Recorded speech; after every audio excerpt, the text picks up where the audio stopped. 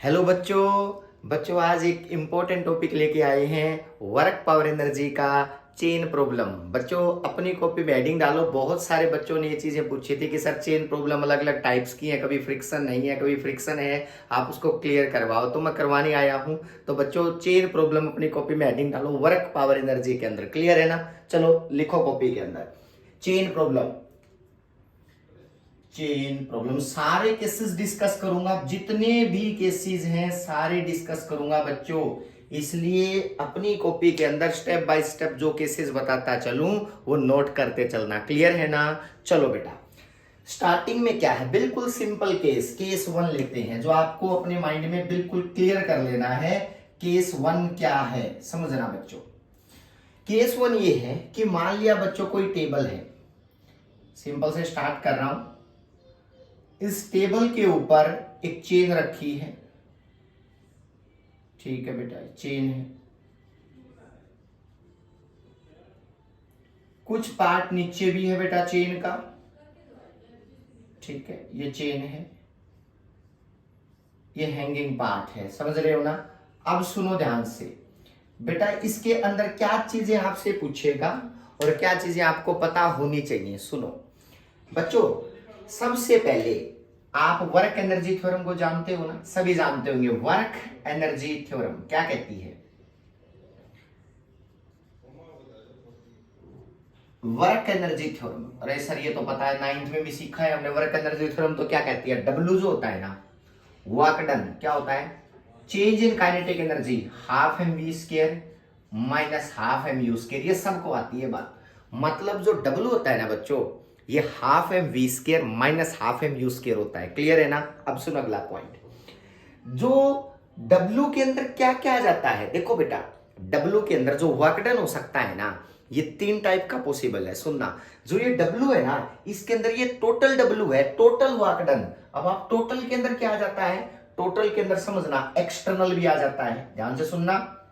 External EX लगा दिया, plus आपको पता है W जो है ना वो कंजर्वेटिव फोर्स के थ्रू भी किया जाता है। वर्क एनर्जी सुनना, कंजर्वेटिव के थ्रू बेटा, तो W कंजर्वेटिव भी हो सकता है, प्लस W नॉन कंजर्वेटिव भी हो सकता है। बच्चों इसका मतलब ये तीनों के तीनों वर्क डन का ही तो पार्ट है। इसका मतलब यही है टोटल हाफ एम यू का स्केयर। इसमें सूडो भी इन्वॉल्व होता है बेटा, सूडो फोर्स भी लिख सकते हो, अगर कहीं सूडो लगा तो लो प्लस W सूडो लगा सकते हो। ठीक है ना? तो सबसे पहले आपको ये क्लियर होना चाहिए कि W कितने टाइप के हो सकते हैं। W सूडो हो सकता है, W एक्सटर्नल हो सकता है, कोई बाहर से लगाया गया फोर्स के द्वारा किया गया वर्क डन। कंजर्वेटिव फोर्सेस भी कर सकते हैं, नॉन कंजर्वेटिव भी कर सकते हैं। तो आपको ये पता होना चाहिए कि जो W के अंदर पार्टिसिपेशन है ना, किस किस फोर्सेस का है। सूडो फोर्स का हो सकता है, एक्सटर्नल का हो सकता है, कंजर्वेटिव का हो सकता है, नॉन कंजर्वेटिव का हो सकता है। क्लियर है ना बेटा? अब is equal to half m v square minus half m u square. ये बात क्लियर है ना? अब इसी कंसेप्ट को आप लोग जब चाहो जहां चाहो वर्क पावर एनर्जी के केसेस में यूज कर सकते हो। क्लियर है ना? अब मैं आप लोगों को चेन प्रॉब्लम करवा रहा हूं, ये बहुत जगह यूज होगा, लेकिन मैं चेन में यूज करूंगा इसको। क्लियर है ना? तो चेन प्रॉब्लम आप लोगों ने हेडिंग डाल रखा है, तो सबसे सिंपल केस है केस वन बच्चों। केस वन में क्या है? एक चेन है, इस चेन जो है ना बेटा, कुछ पार्ट तो इसके ऊपर है, कुछ पार्ट नीचे क्या है बच्चों बताओ, इसका हैंग है नीचे। क्लियर है ना? अब क्वेश्चन पूछा गया कि बताओ जब ये कंप्लीट जो है ना नीचे गिरेगा, what is the speed of chain. समझ में आई बात बेटा? किस स्पीड से ये चेन नीचे गिरेगी। आपसे क्वेश्चन पूछा गया है कि बताओ ये किस स्पीड से नीचे गिरेगी। अब आप लोगों को तो पता नहीं कि भाई किस स्पीड से गिरेगी। अब सुनो, इसका क्या चीज आपको पता होगी, मतलब आगे वाला आपको क्या देगा। आपको दो चीज देगा सिर्फ। अगर फ्रिक्शन नहीं है केस, अगर फ्रिक्शन नहीं है, याद रखना जीरो फ्रिक्शन है इस सरफेस के साथ बच्चों, ये हॉरिजॉन्टल सरफेस साथ कोई फ्रिक्शन नहीं है, बिल्कुल सारे सरफेस स्मूथ है बेटा। वो केस वन करवा रहा हूं मैं। तो सुनो बच्चों, एक बात बताओ, मान लिया टोटल मास ऑफ चेन कितना दे रखा है, ये पता होना चाहिए। ये है कैपिटल एन। सुनना, total length of the chain कितना दे रखा है बच्चों? Total length of the chain, length of the chain वो कितनी दे रखी है? मान लिया एल दे रखी है, मतलब ये टोटल दोनों को सम करके एल दे रखी है। क्लियर है? अब आपसे क्वेश्चन क्या क्या पूछेगा? सबसे पहला क्वेश्चन बेटा, मान लिया ये देखो फर्स्ट केस ये है कि ये चेन अगर यहां इतनी, ठीक है ना, अब ये चेन किस स्पीड से, जैसे स्मूथ सरफेस है ना, तो ये चेन क्या आएगी? नीचे आएगी। तो बताओ बेटा ये कितनी स्पीड से इस ग्राउंड को हिट करेगी? तो मतलब आप लोगों ने इस पॉइंट पे वी बताना है, कितनी स्पीड से ये ग्राउंड पे हिट करेगी। तो आप लोगों ने वेलोसिटी फाइंड आउट करनी है बेटा, velocity of chain after released. Simple बात, पहला केस सिंपल केस है बिल्कुल। अब आप लोग आओ बेटा, देखो ना यहां तो कोई सुडो लग रहा है, इस इक्वेशन नंबर 1 दे दो, यहां पे सारी चीजें क्लियर होनी चाहिए। सबसे पहले चेन है, चेन को क्या देखो, चेन ना बेटा जब ये हाइट के ऊपर है ना, यहां पे सिंपल है बेटा, जब ये एक हाइट के ऊपर है तो क्या होता है, चेन का टोटल मास उसके सेंटर पे मानते हैं, मतलब चेन जो लटकी हुई है, अब देखो चेन का तो ये पार्ट भी है और चेन का तो ऊपर वाला पार्ट भी है, तो कौन सा चेन, कितनी लंबाई की चेन लटकी हुई है, तो बेटा याद रखना उसका सेंटर से काउंट करते हैं, मतलब सिंपल बात है, उसके सेंटर से काउंट करते हैं। मान लिया बच्चों आप लोगों को दे सिंपल बात कि भाई ऐसा है, एक चेन है, टोटल लंबाई एल है, उसका L/3 पार्ट है यहां पे पहले से ही हैंगे बेटा। क्लियर है ना? अब सुनो तो इसका मतलब ऊपर कितना बच गया बच्चों बताओ, ऊपर बन गया बेटा 12/3। सिंपल सुना बेटा, मतलब ऊपर कितना पार्ट बच गया 12/3। अब क्वेश्चन ये है कि जो L/3 पार्ट है ना, ये L/3 पार्ट जब इसको ऐसे नीचे आता जाएगा तो इसका मतलब ये पूरी L आ जाएगी ना बेटा। मतलब आप लोग समझो कुछ टाइम बाद जो सिचुएशन बनेगी वो कैसी बनेगी, मैं आपको बता देता हूं अलग से। यहां पे कुछ टाइम बाद आपको ये दिखेगा कि ये चेन जो है ना बेटा इस तरह से बिल्कुल सरफेस के ये सिचुएशन बनेगी। क्लियर बेटा? मतलब समझो जब ये चेन यहां पे सरफेस के साथ कोलाइड करेगी तो ये इस सिचुएशन के अंदर आएगी ना बेटा। अब सुनो ऐसी आएगी, ये इनिशियल सिचुएशन है बच्चों, और ये कौन सी सिचुएशन है बेटा? फाइनल सिचुएशन है। ठीक है, अब अगला पॉइंट क्या है, सबसे पहले देखो इसमें कोई सूडो फोर्स लग रहा है? कहोगे नहीं सर सूडो फोर्स तो कोई है ही नहीं इसके अंदर, तो कोई एक्सटर्नल फोर्स लग रहा है? नहीं सर, चेन को खींच रही है, इसमें एक्सटर्नल का क्या रोल है? ये चेन हैंगिंग पार्ट तो इसको नीचे लेके आ रहा है, तो इसका मतलब ये एक्सटर्नल भी नहीं है बेटा। चलते चलना, कंजर्वेटिव क्या है? हाँ यहाँ कंजर्वेटिव है, इसको जो नीचे लेके आ रहा है वो वेट ही तो लेके आ रहा है ना, ग्रेविटेशनल फोर्स बेटा, और तो कोई मैटर ही नहीं है। इसका मतलब ये कंजर्वेटिव वाला पार्ट या इन्वॉल्व है। क्लियर है? दूसरा non conservative, sir non conservative friction होता है, फ्रिक्शन तो यहाँ कोई पार्ट ही नहीं है फ्रिक्शन का, तो इसका मतलब नॉन कंजर्वेटिव वाला ये पार्ट भी कैंसिल कर दो। इसका मतलब जो कंजर्वेटिव फोर्सेस हैं, W conservative is equal to, ये इक्वेशन बन गई half m v square minus half m u square. Clear होना चाहिए बेटा आप लोगों को ये बात, कंजर्वेटिव। अब सुनो, यहां पे जो कंजर्वेटिव फोर्सेस है ना, वो कंजर्वेटिव फोर्सेस क्या होते हैं? पोटेंशियल एनर्जी चेंज के बराबर आते हैं, पता है ना इस बात का। वर्क पर एनर्जी में हमेशा याद रखना, जो कंजर्वेटिव फोर्सेस होते हैं ना वो किसके बराबर आते हैं बताओ? Change in potential energy. तो W जो होता है ना कंजर्वेटिव, वो हमेशा किसके बराबर होता है? कंजर्वेटिव फोर्सेस की एक खास बात है बेटा, वो सिर्फ पोटेंशियल एनर्जी में चेंज लेके आ सकते हैं। तो आप लोगों के पता होना चाहिए ये क्या होता है, U इनिशियल माइनस क्या होता है बेटा, U फाइनल। मतलब initial potential energy, initial note करते चलना, माइनस कौन सी एनर्जी बताओ? Final potential energy, potential energy. तो इसका मतलब आप लोगों को इनिशियल माइनस फाइनल तो आप यहां रिप्लेस कर सकते हो ना कंजर्वेटिव में, तो क्या होगा बेटा?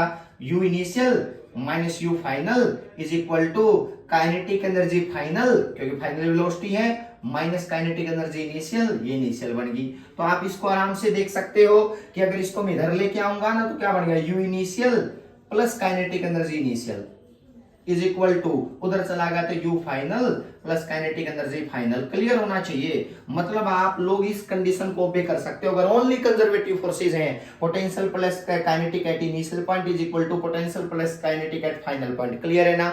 अब सुनो, अब एक बात तुम लोगों ने समझनी पड़ेगी, पोटेंशियल एनर्जी रेफरेंस फ्रेम पे डिपेंड करती है ना, कि आपने कहां से हाइट मेजर की है, उस रेफरेंस से नीचे की हाइट क्या लेते हैं? नेगेटिव, और ऊपर की क्या लेते हैं? पॉजिटिव। तो देखो ये सिचुएशन तो इनिशियल, लो बेटा लिख देता हूं, ये इनिशियल सिचुएशन है, इनिशियल, और ये सिचुएशन जब चेन बिल्कुल नीचे आ जाएगी, ये वाला पार्ट नीचे आ जाएगा, तो ये कौन सी सिचुएशन बोली जाएगी बताओ? फाइनल। कोई कंफ्यूजन नहीं होना चाहिए इस चीज में। अब आपको इनिशियल फाइनल पता चल गया ना।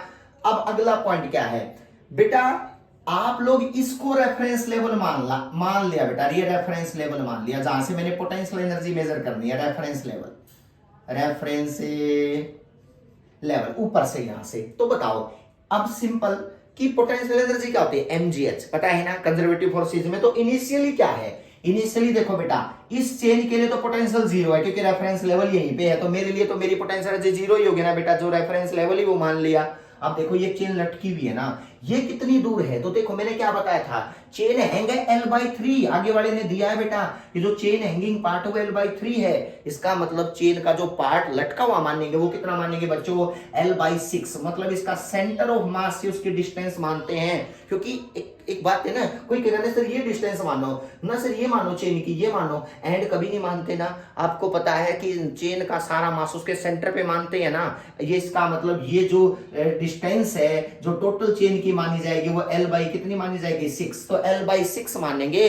तो L/6 अगर मानेंगे तो इसका मतलब यहां क्या होगा बेटा, पोटेंशियल एनर्जी का जो पार्ट आएगा उसमें L/6 वाला पार्ट यूज होगा। मतलब अब हम चेन को L/3 नहीं मानेंगे, क्या मानेंगे? L/6, यानी कि वो हैंगिंग पार्ट L/6 दूर है। क्लियर है ना? ऊपर से रेफरेंस लेवल से। तो क्या होगा सुनो बेटा, इनिशियल पोटेंशियल एनर्जी क्या होगी? mgh।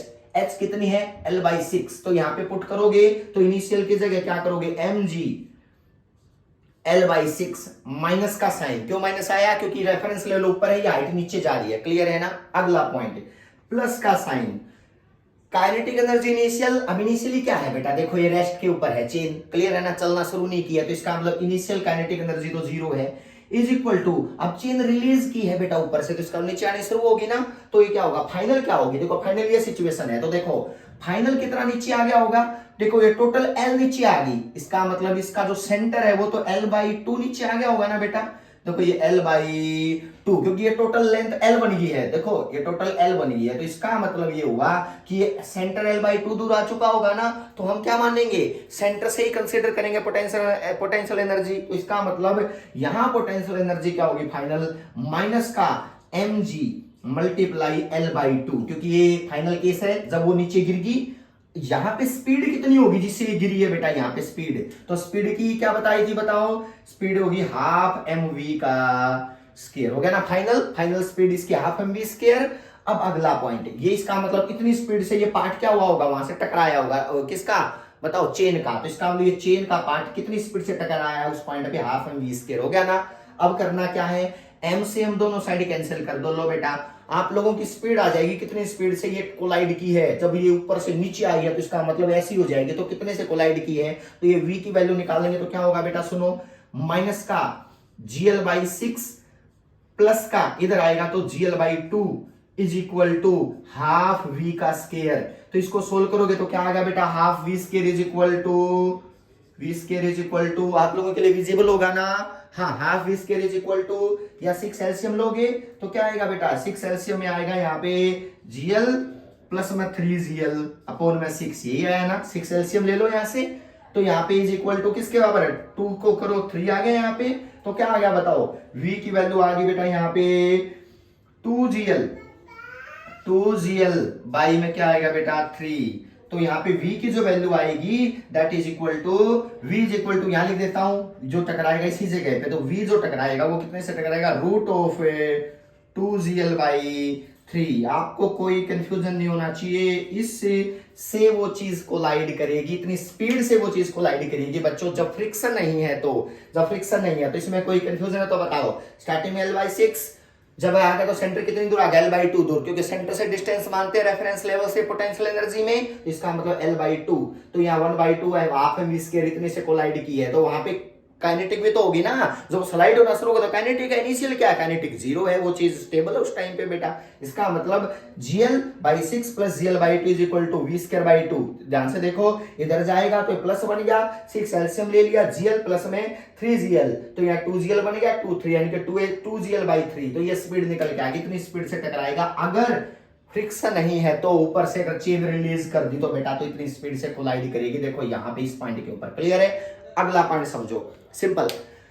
अगला काम है सर अगर फ्रिक्शन दे रखा हो तो बिल्कुल सही बात है, ये चीज समझने वाली है कि फ्रिक्शन दे रखा हो तो इसमें कौन कौन से केसेस बनेंगे। सुनते चलना बेटा, इफ फ्रिक्शन इज गिवन, मैं ये चीज रब कर रहा हूं, ये फॉर्मूला रब नहीं करूंगा, आप लोगों को सिर्फ ये पता होना चाहिए कि यहां फ्रिक्शन है ओनली, ये पार्ट।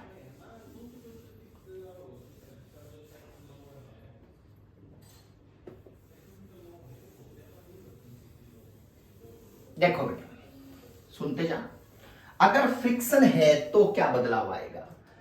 यहां पे क्या है, यहां पे है फ्रिक्शन यानी कि F is equal not equal to 0। यहां पे क्या चीजें गिवन होगी, वही total mass, total mass of chain m दे रखा है, सिंपल बात।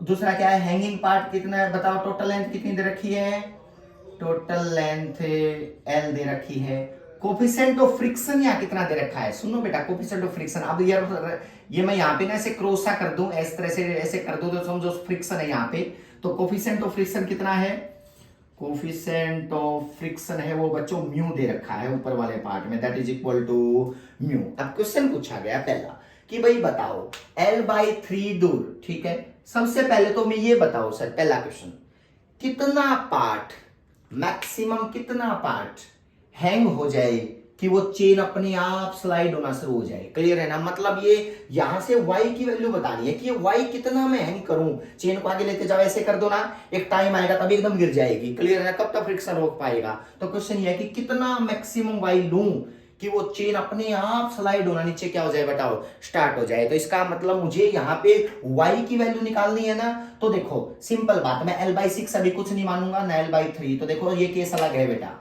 अब इसमें क्या होगा, मान लिया यहां से यहां तक जो पार्ट हैंग पार्ट है उसको y मान लिया, तो आपसे क्वेश्चन है find the value of y जब फ्रिक्शन होगा उस टाइम पे। क्लियर, जब फ्रिक्शन नहीं होता तो थोड़ा सा पार्ट भी उसको नीचे ले जाएगा ना, लेकिन इसके अंदर क्या है, इसके अंदर ये है कि वो कुछ हैंग एक्स्ट्रा पार्ट और ज्यादा करना पड़ेगा, क्योंकि फ्रिक्शन उसको रोकने की ट्राई करेगा, इस डायरेक्शन में लगेगा, देखो फ्रिक्शन इस डायरेक्शन में लगेगा, लेकिन जो अगर ये पार्ट ज्यादा होगा ना नीचे, इसका मतलब ये एकदम इसको नीचे ले जाएगा। क्लियर है, तो इसका मतलब ये y बताना है कितना होगा। क्लियर है, तो सुनो बेटा, टोटल लेंथ L है ना, इसका मतलब अगर ये y है तो ये ऊपर कितना बच गया बच्चों, L-y, बिल्कुल ठीक बात है, L-y।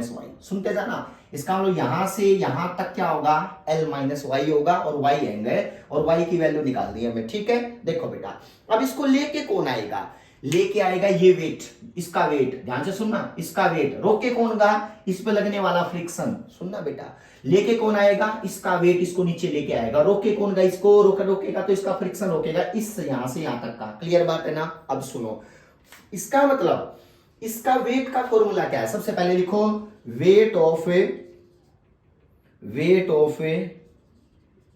हैंगिंग चेन, तो लटकी हुई है बेटा, ऑफ कितनी डिस्टेंस की है, ऑफ लेंथ y, इसका वेट बताना है y। क्लियर है ना। अब सुनो क्या होगा, ये y चेन का वेट कितना होगा जो इसको नीचे लेके आएगा, तो आपको पता है ना कि टोटल अगर मास m है तो उसकी लेंथ l है, तो मास m है ना, तो इसका मतलब y का कितना होगा, मास बताओ पहले तो, m/l इंटू y, यही होगा ना, मास m है तो लेंथ l है तो मास m है, 1 है तो m/l, y है तो m/l इंटू वाई। इसका मतलब ये किसका है, इसका मास आ गया। अब इसको जी से क्या कर दो, मल्टीप्लाई, तो इसका मतलब ये क्या है, ये वेट होगा बेटा किसका, उस चेन का जो हैंगिंग चेन है, यही हुआ ना। इसका मतलब अगर ये वेट, देखो बेटा ये वेट नीचे लग रहा है, अगर ये इधर फ्रिक्शन लग रहा है, तो फ्रिक्शन का क्या फॉर्मूला होता है बताओ जल्दी से, फ्रिक्शन कितना लगेगा, फ्रिक्शन ऑन अपर सरफेस, जो इस बचा हुआ इसके ऊपर फ्रिक्शन इधर लगेगा, तो फ्रिक्शन और upper surface is equal to, friction क्या होता है, म्यू एस एन, यही है ना, friction coefficient of mu into N. अब देखो एन क्या है, नॉर्मल रिएक्शन, कितनी होगी नॉर्मल रिएक्शन बेटा, mg के बराबर होती है ना, तो इसका मतलब m कौन सा, यहां से यहां तक का, सिंपल बात है ना बेटा, m तो यहां से यहां तक का होगा ना, तो यानी कि अगर क्योंकि फ्रिक्शन तो यहां से यहां तक ही है, तो इसका मतलब चेन का कितना मास होगा यहां से यहां तक, तो मैं सीधा मास लिख देता हूं, म्यू इनटू इसका मास क्या होगा, m/l इंटू, जैसे y किया था ना, तो इसका क्या होगा L-y, तो इसका मतलब इसका जो ऊपर पार्ट लाई कर रहा है इसका होगा L-y, लो बेटा, इंटू किससे मल्टीप्लाई कर दो बच्चों, जी से। इसका मतलब ये वो पार्ट है बच्चों जो इसको रोकने की ट्राई करेगा फोर्स बेटा, और ये क्या है, उसको नीचे लेके आने की ट्राई करेगा, ये इसका वेट है और ये इसका फ्रिक्शन है बेटा। क्लियर है ना। अब सुनो, ये जिस दिन बच्चों बड़ा हो गया इससे, तभी वो क्या हो जाएगी, नीचे आ जाएगी। जिस दिन ये बड़ा रहेगा इससे, उस टाइप ये चेन ये लटकी रहेगी, कोई प्रॉब्लम नहीं है। मैंने आप लोगों से क्या पूछा है, ये वो y की वैल्यू बतानी है। उस y के बाद जस्ट थोड़ा सा भी चेन को नीचे ले आया ना, थोड़ा सा भी, तो वो चेन नीचे आ जाएगी। तो इसका मतलब y तक तो y जो वैल्यू है ना, इसका मतलब इन दोनों को बराबर पुट कर दो, y की वैल्यू निकालनी है ना, कि कम से कम y कितना होना चाहिए। तो इसको इक्वेशन 1 का नाम दे दो, इसको इक्वेशन 2 का नाम दे दो। जब इन दोनों को बराबर रखो, बराबर मतलब ये है कि बेटा y के अंदर अब थोड़ा सा भी ऐड कर दोगे ना, ये पार्ट थोड़ा सा भी नीचे ले आओगे तो नीचे आ जाएगा। इसका मतलब अब तक तो बैलेंस है ना, ये बैलेंसिंग के लिए क्या होगा, दोनों के दोनों को इक्वल पुट कर दो। तो जब दोनों को इक्वल पुट करोगे तो आपकी क्या आ गई बेटा इक्वेशन, ये आगे देखो यहाँ पे मैं बता देता हूं, म्यू इंटू, यानी कि इक्वेशन 1 और 2 को इक्वल रखोगे तो m into L into Y into G is equal to mu into m by L, देखते चलो, into L minus Y into G. यही हुआ ना, जी से जी क्या हो गया, कैंसिल, एम से एम क्या हो गया, कैंसिल, एल से एल क्या हो गया, कैंसिल। तो इसका इधर वाई बच गया ना, इधर म्यू इंटू ये बच गया एल माइनस वाई, ध्यान से सुनना, ये बच गया एल माइनस वाई, यही बचेगा। अब वाई की वैल्यू बतानी है तो आप लोग, आप इतने तो स्मार्ट हो ही बेटा, तो y is equal to mu l minus mu y, इधर ले जाओगे ना वाई को, और वाई को मैं कॉमन ले लेता हूं डायरेक्ट। तो वाई की वैल्यू कितनी आ गई बेटा, यहाँ पे देखो वाई की वैल्यू कितनी आ गई, वाई की वैल्यू आ गई बेटा यहाँ पे mu L upon 1 plus mu. ध्यान से देखो बेटा, याद रखना ये वो चेन का पार्ट है, इस y वैल्यू से थोड़ा सा भी आपने ज्यादा चेन को हैंग कर दिया तो अपने आप स्लाइड होना शुरू हो जाएगी। That is the value of y। इसके बाद आप लोगों को इसके y के अंदर थोड़ा सा ऐड, तो मतलब ये y की वैल्यू है। तो आपको याद रखना इस चेन की y आगे बेटा, जिसके बाद चेन अपने आप नीचे उतरना शुरू हो जाएगी, और उससे ज्यादा ये हैंग कर दी तो क्लियर है ना बेटा। तो y की value mu into L into 1 plus में म्यू हो गया ना बेटा। अब सुनो, अगर ये y से ज्यादा हैंग हमने कर दी, सुनो बेटा, इस y से ज्यादा ये वे यहां पे हैंग कर दी तो चेन स्लाइड होना शुरू हो जाएगी ना। अब क्वेश्चन यही पूछा गया कि बताओ तब वो कितनी स्पीड से यहां टकराएगी। क्वेश्चन ये उठता है कि तब बताओ ये कितनी स्पीड से यहां पे क्या करेगी बच्चों, कोलाइड करेगी। तो अब देखो, अब फ्रिक्शन है तो हमें v बताना है, जब यहाँ फ्रिक्शन होता है तब यहाँ का v बताना है, ठीक है। तो सुनो कैसे निकालेंगे, बिल्कुल सिंपल है, नोट कर लिया ये बात, ये y की वैल्यू इंपॉर्टेंट है, क्लियर है।